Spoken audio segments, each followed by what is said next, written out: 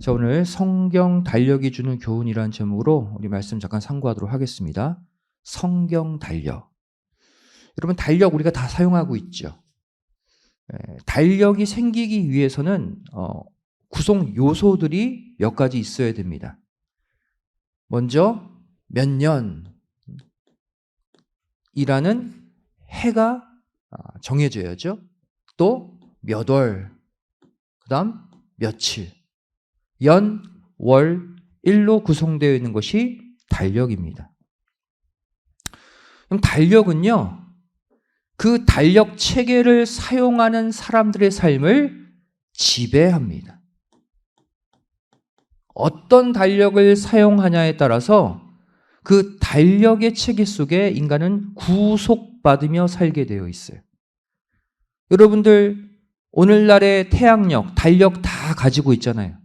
그 달력 체계 안에서 우리가 이사 가는 날 정하죠. 달력 몇 년, 몇 월, 며칠 딱 달력 안에 한 날을 정해서 이사도 가고 또 아이들 입학도 하고 졸업도 하고 내가 몇 월, 며칠 사업을 시작한다. 또 면접을 본다. 이 땅의 모든 일들은 다 그 사람이 사용하고 있는 달력의 구속을 받아요.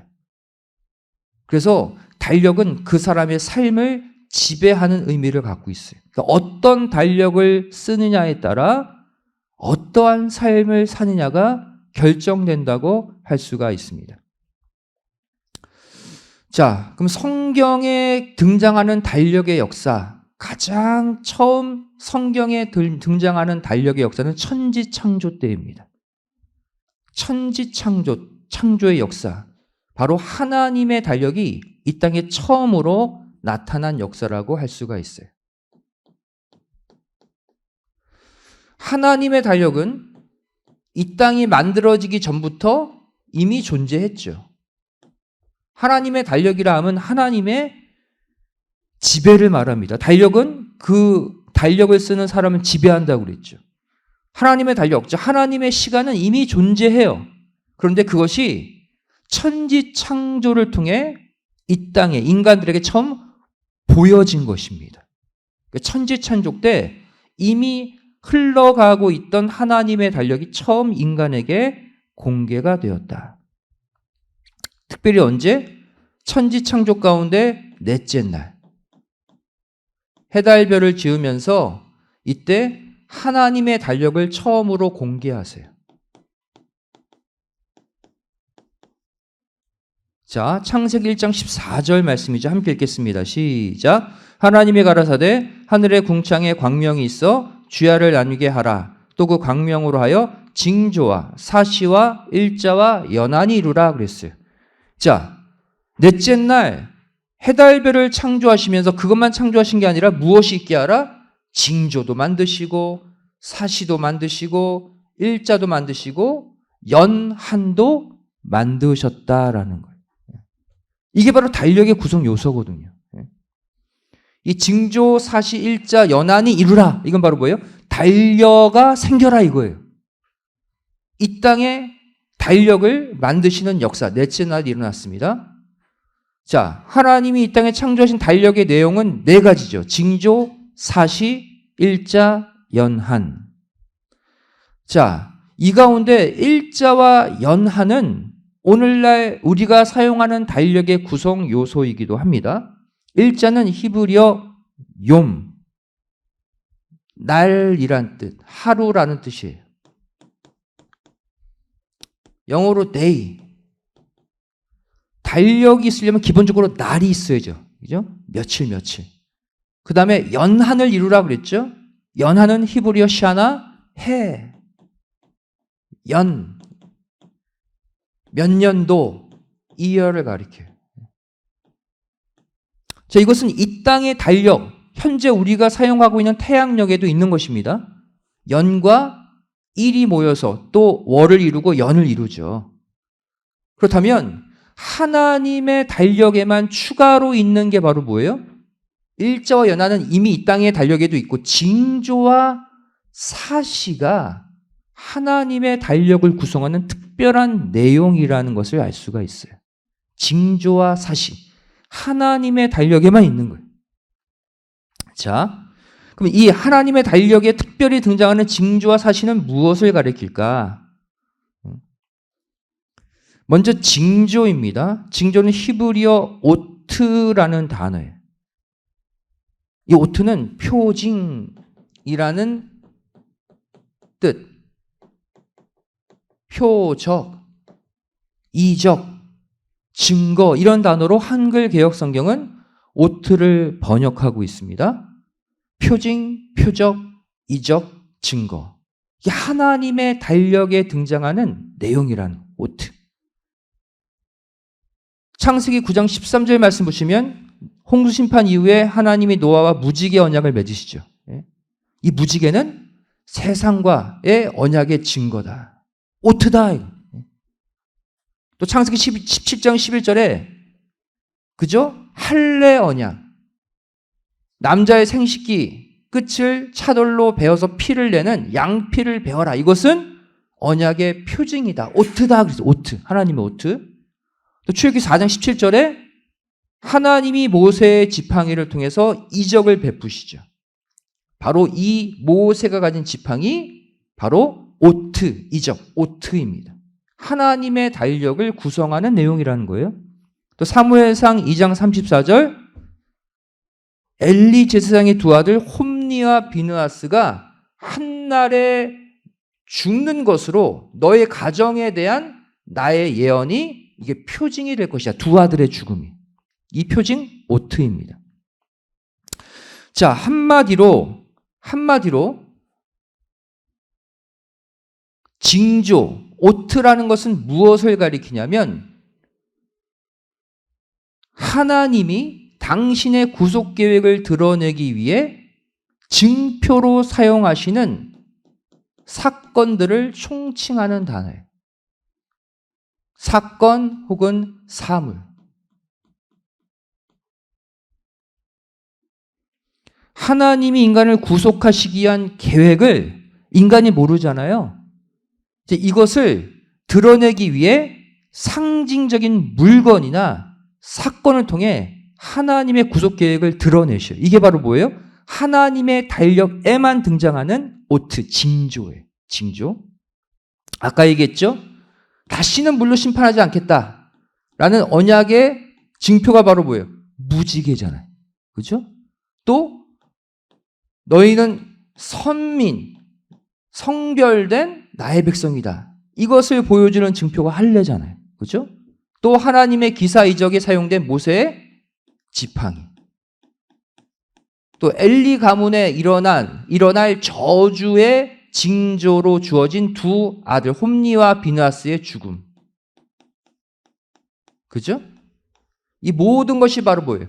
하나님의 달력에만 있는 하나님의 구속 계획을 인간에게 사인으로 보여주시는 오트다. 하나님의 달력의 구성 요소입니다. 자, 하나님의 달력에는 또 사시가 등장한다고 그랬죠. 넷째 날에 사시도 만들어요. 사시는 히브리어 모에드. 하나님이 일하시기로 정해놓으신 때도 하나님의 달력을 구성하는 내용이에요. 오트, 하나님의 달력 안에 하나님의 구속 계획을 드러내는 사인도 들어있고 또 하나님이 일하시기로 정하신 때도 하나님의 달력 중간중간에 모에드라는 단어로 등장한다. 모에드. 자, 이 모에드는 하나님이 일하시기로 정해놓으신 때, 이것은 악인을 심판하시는 때, 의인을 구원하시는 때, 모든 때가 바로 모에드로 표현되어 있습니다. 자, 모에드가 사용된 내용들 볼게요. 창세기 21장 2절에 사라가 잉태하고 하나님의 말씀하신 기한에 미쳐 모에드. 바로 이삭 출생의 때도 하나님의 모에드에 맞춰 일어난다는 거예요. 아브람 100세에 이삭은 태어나게 모에드로 작정되어 있었다는 거예요. 하나님의 달력의 한 내용이죠. 또 또 출애굽기 9장 5절에 여호와께서 기한을 정하여 모에드 여호와가 내일 이 땅에서 이 일을 행하리라. 창세기 9장 5절은 악질 재앙에 대한 예언이에요. 다시 말하면 하나님이 애굽에 출애굽 직전에 10가지 대재앙을 일으키시잖아요. 그래서 바로를 항복시키고 이스라엘 백성들을 꺼내 오시죠. 이 10가지 재앙이 일어나는 것도 아무 때나 일어난 것이 아니라 하나님이 만세전에 작정해 놓으신 모에드의 때에 따라 악인들이 심판을 받는다. 악인이 심판을 받는 때 하나님의 달력 속에 하나님이 정해 놓으신 모에드다. 시편 102편 13절도 주께서 일어나사 시온을 긍휼히 여기시리니 지금은 그를 긍휼히 여기실 때라 정한 기한 모에드가 오미니이다. 의인이 회복할 때죠. 의인의 회복의 시점도 하나님의 달력 가운데 모에드로 작정되어 있다는 거예요. 또 하박국 2장 3절 묵시는 정한 때가 있나니 바로 모에드. 묵시는 하나님의 말씀을 가리키죠. 하나님의 말씀 성취도 하나님의 말씀이 성취하는 때도 만세전의 모에드로 이미 작정되어 있다는 거예요. 하나님의 달력에는 일자와 연한 외에 뭐가 또 있다? 오트와 모에드가 함께 들어있다. 자, 그래서 우리가 날마다 읽고 있는 신구약 성경 66권은 바로 뭐예요? 하나님의 달력입니다. 한마디로. 바로 일자와 연한 가운데 하나님의 무엇과 무엇이 한글말로는 징조와 사시. 일자와 연한 가운데 하나님의 오트와 하나님의 모에드를 기록해 놓은 책이 성경이에요. 그죠? 특별히 성경 보시면 가끔 날짜가 나오잖아요. 연이 나오죠. 사람의 나이가 나오죠. 이 땅에도 있는 달력의 체계인데 그 속에 뭐가 있어요? 하나님의 구속 계획을 드러내는 오트가 등장하고 또 만세전 하나님 작정해 놓으신 모에드가 등장하잖아요. 한마디로 말하면 성경 전체가 바로 뭐예요? 하나님의 달력이란. 모트와 오에드로 가득 차 있는 하나님의 달력이 성경이에요. 그러니까 여러분, 우리가 그래서 성경 말씀을 열심히 읽고 듣고 그 말씀 속에 사는 사람은 당연히 하나님의 달력 속에 사는 사람이죠. 그런데 성도라고 하지만 하나님의 말씀, 성경을 관심 갖지 않고 읽지 않고 듣지 않으면 어떻게 돼요?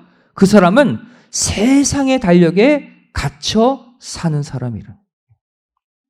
하나님의 달력 속에, 하나님의 시간 속에, 하나님의 보호하심 속에 살아가는 방법, 성경 안에서 사는 것이다. 두 번째, 하나님의 달력의 역사, 이제 노아 방주의 역사로 넘어가 보겠습니다. 노아 방주의 역사는 하나님의 7일 달력 체계를 확인하는 역사다. 하나님의 달력은 7일 달력입니다. 우리는 한 주 7일의 달력을 쓰고 있죠. 모양은 하나님의 달력을 그대로 카피해서 쓰고 있어요. 즉 노아 당시 때도 하나님의 천지 창조, 넷째 날 창조하신, 만드신 하나님의 7일 달력을 사용하고 있었다는 거예요. 누구도? 노아도. 노아가 하나님이 천지 창조 때 만드신 하나님의 7일 달력을 사용하고 있었다는 증거가 뭐냐? 노아의 홍수 일정표를 보면 알 수 있어요. 노아 방주, 홍수 심판의 특징이 하나 있죠. 성경 보시면 홍수가 일어나고 끝이 나는 과정이 날짜별로 자세하게 기록되어 있어요. 특별하게. 왜 날짜별로 홍수 모든 일정들을 기록했을까? 그냥 홍수 심판 일어났다? 홍수 끝났다? 이러면 될 것을 왜 날짜별로 기록했는가? 바로 노아 방주의 역사, 홍수 심판의 역사 가운데 하나님의 달력이 작용하고 있었다는 것을 보여주기 위해서요. 노아 당시 하나님의 7일 달력을 쓰고 있었다는 증거, 바로 홍수 일정표가 성경에 자세히 기록되어 있는데 7일 단위로, 7일 간격으로 표현되어 있다는 사실이에요.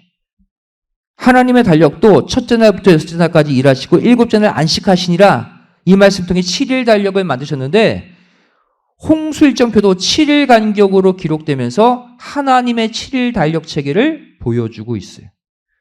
창세기 7장 4절 말씀 보시면 노아가 방주를 완공했을 때는 노아 600세 몇 월 며칠이었어요? 2월 10일이었어요. 그런데 방주를 완공한 그 당일에 홍수를 내리게 하시지 않고 그때로부터 7일 후에 홍수 심판이 임하게 하셨어요. 지금부터 7일이면 40주야 비를 내려서 이 땅을 물에 잠기게 하겠다. 방주 완공으로부터 7일 텀을 두고 2월 17일에 홍수 심판이 임했습니다. 7일이라는 개념을 소개하고 있죠. 또 홍수 일정표를 보시면 창세기 8장 8절에 그가 또 비둘기를 내어 놓아 그랬어요. 이 전 구절을 보시면 그 전에 까마귀를 내어 보냈습니다. 왜 새를 내어 보냈을까요? 물이 감한 여부를 보기 위함이죠. 근데 까마귀를 보낸 다음에 또 비둘기를 그랬어요. 이 까마귀를 보낸 이후에 7일 후라는 것을 우리는 다음 구절을 보면 알 수 있어요. 또 비둘기를 내어 놓았다. 까마귀를 내어 놓은 후 7일 후에 비둘기를, 첫 번째 비둘기를 내어 놓았다라는 뜻입니다. 근데 7일만이라는 것을 어떻게 알 수 있느냐? 그 다음 구절 보면 알 수 있어요. 8월 10일, 창세기 8장 10절 말씀 보시면 또 7일을 기다려 그랬죠? 그래서 두 번째 비둘기를 내보냅니다. 또 8장 12절에 또 7일을 기다려 세 번째 비둘기를 내어놓아요. 또 7일이라는 개념인 것을 봤을 때 그 전에 첫 번째 비둘기도 또 비둘기를 이라는 이 표현은 까마귀를 내보낸 이후 7일만이라는. 그러니까 홍수 심판도 방주 완공 후 7일 후에 일어났고 까마귀와 세 마리의 비둘기를 보내는 간격도 7일 간격이에요. 계속해서 7일 단위의 하나님의 달력을 계시해 주고 있죠. 두 번째, 이 노아 당시 하나님의 7일 달력을 사용하고 있었던 증거가 뭐냐? 홍수 총 기간이 7일 주기로 딱 맞아 떨어집니다. 자, 노아 600세 2월 17일에 홍수가 임했어요. 하늘에 비가 쏟아지고 땅 밑에 샘들이 터져서 샌드위치로 물이 임해 전 세계가 물에 잠기게 되죠. 노아 600세 2월 17일부터 601세 2월 16일까지는 만 1년이죠.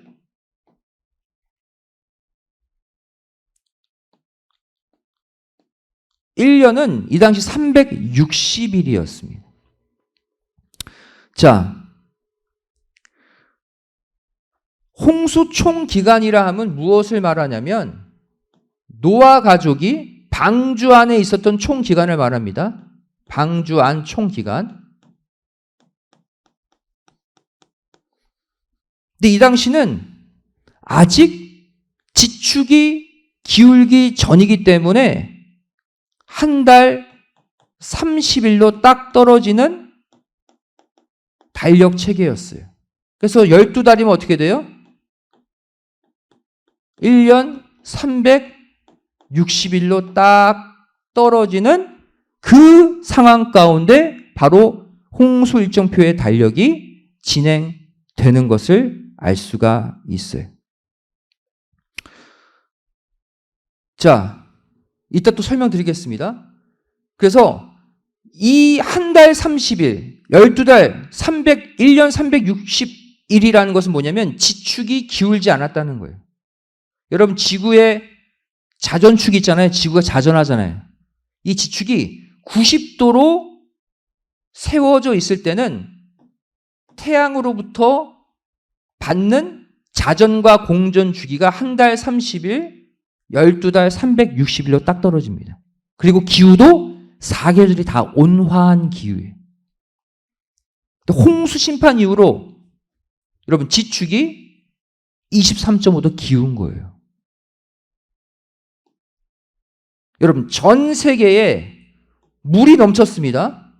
온 지구가 물로 덮여요. 그럼 물이 중력에 의해서 막 철렁철렁거릴 거 아니에요. 이 엄청난 물의 무게로 인해서 지축이 기울었다는 것을 성경 자체가 증거하고 있어요. 자, 보겠습니다. 노아 600세 2월 17일부터 601세 2월 16일까지 만 1년 360일.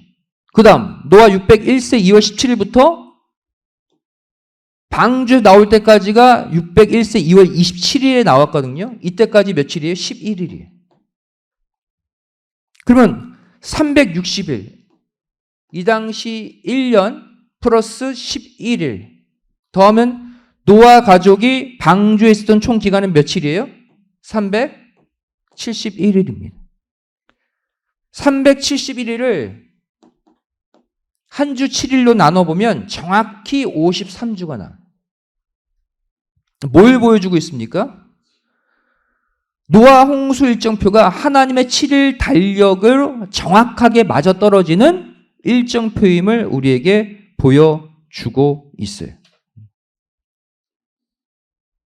하나님의 7일 주기의 달력 체계 안에서 홍수 일정이 돌아가고 있음을 7일 한 주로 딱 떨어지는 홍수 총 기간이 보여주고 있다. 자, 그렇다면 아까 말씀드렸듯이 언제 지축이 기울고 언제 달력의 날수가 오늘날의 날수로 바뀌게 되었을까? 앞서 얘기했죠, 그죠?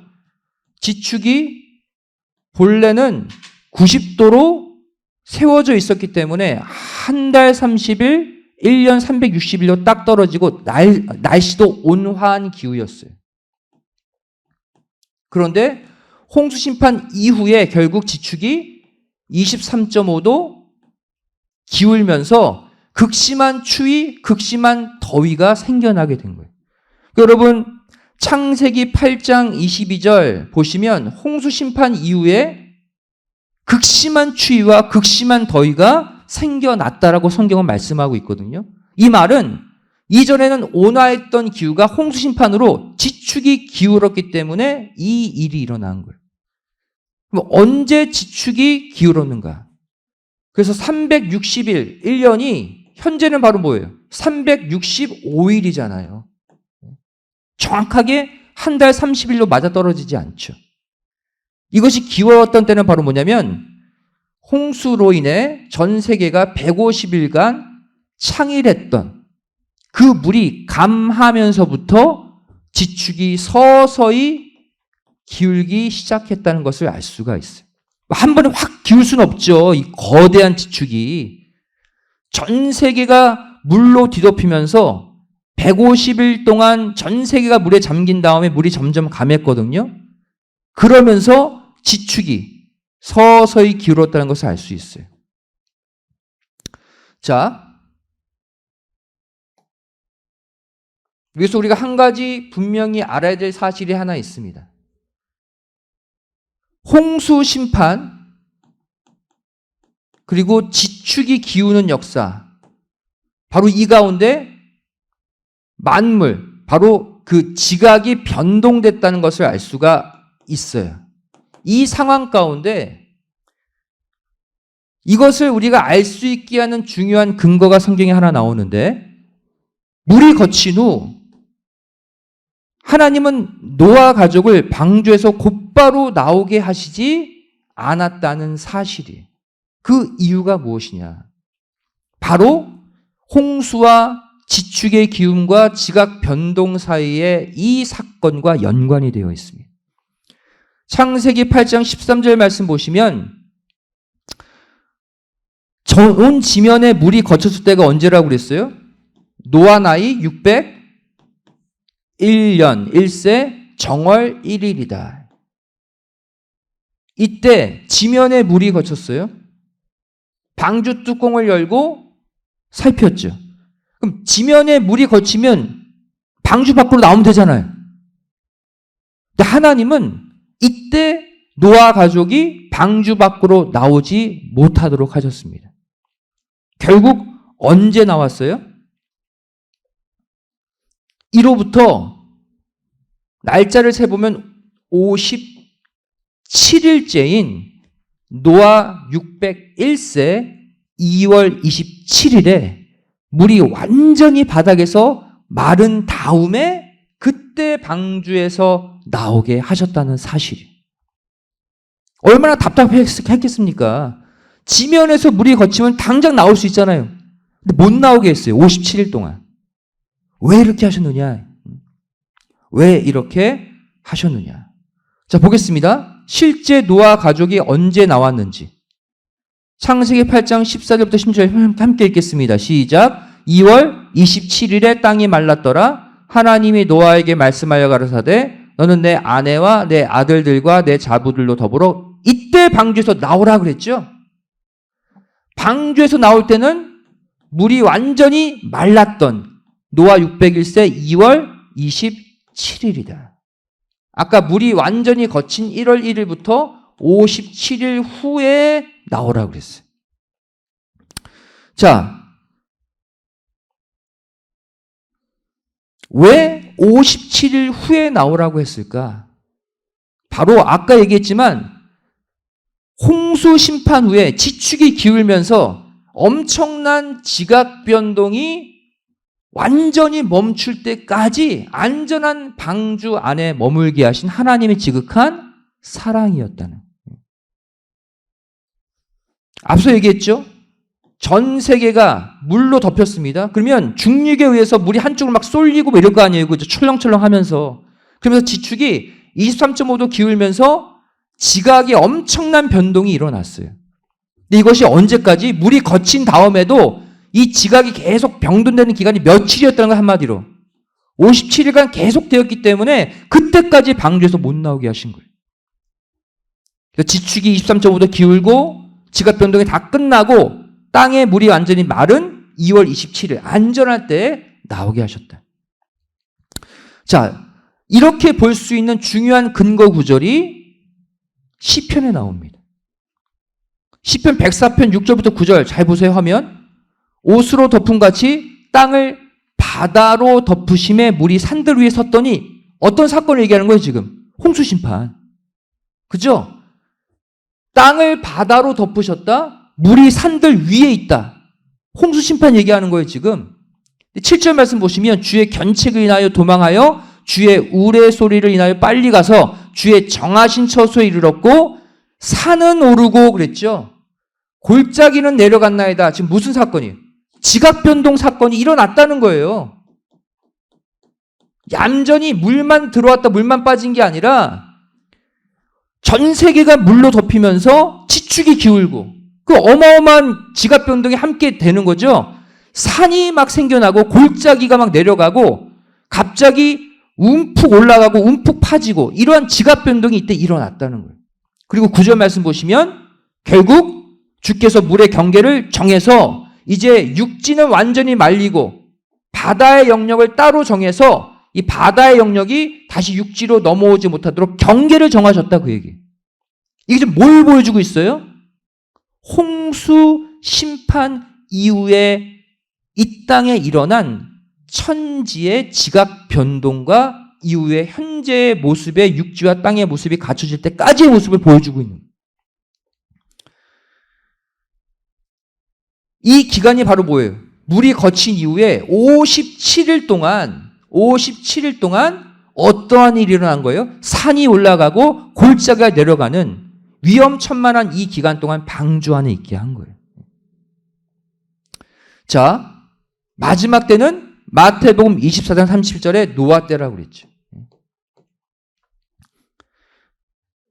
자, 우리도 마찬가지예요. 우리도 현재 마지막 믿음의 방주를 짚고 있습니다. 근데 믿음의 방주에서 물이 거쳤다고. 이 물은 죄악의 물을 가리켜요. 세상 죄악의 물이 거쳤다고 믿음의 방주에서 그냥 나오면 안 된다는. 언제까지? 죄악의 물이 완전히 마를 때까지. 그때까지는 이 땅도 영적 지각 변동이 계속 일어나고 있다는 걸 아셔야 돼요. 이때 믿음의 방주에서 내 믿음의 갑주를 무장 해제하고 나가다 보면 이 영적 지각 변동에 우리가 쓰러지고 넘어질 수 있다. 마지막 신령한 57일을 우리는 견뎌야 돼. 그래서 죄악의 물이 완전히 마르고 이 땅에 우리를 해하는 모든 영적 지각 변동이 다 멈춘 후에 믿음의 방주에서 나오면 새하늘과 새 땅이 열리는 거예요. 자, 노아 당시 달력의 특징이 무엇입니까? 달력의 기준이 지금 누구예요? 노아 자신이라는 사실이에요. 노아 당시 홍수 일정표에 달력의 기준이 바로 뭐예요? 노아의 나이잖아요. 홍수 심판 언제 시작됐어요? 노아? 600세 2월 17일. 노아의 나이를 기준으로 달력을 셈하고 있죠. 언제 끝났어요? 홍수 심판이 노아 601세 2월 27일. 노아의 나이가 기준이었다. 하나님의 달력이 노아의 나이가 기준이었다. 무엇을 가리키고 있습니까? 오늘날 우리도 하나님의 달력, 하나님의 오트와 모에드가 바로 나의 믿음을 기준으로 일어나고 나의 믿음을 기준으로 하나님의 달력이 운행되는 그러한 심판의 마지막 잣대들이 되라는 거예요. 그래서 이 말씀 가지고 우리가 마지막 노아의 신앙으로 우리의 믿음을 기준 삼아 하나님의 달력, 하나님의 시간이 마지막 때 펼쳐질 수 있는 심판의 기준점으로 살아가시기를 우리 함께 기도하길 원합니다. 다 같이 두 손 드시고 아멘 할렐루야 삼창하시겠습니다. 아멘 할렐루야 아멘 할렐루야 아멘 할렐루야.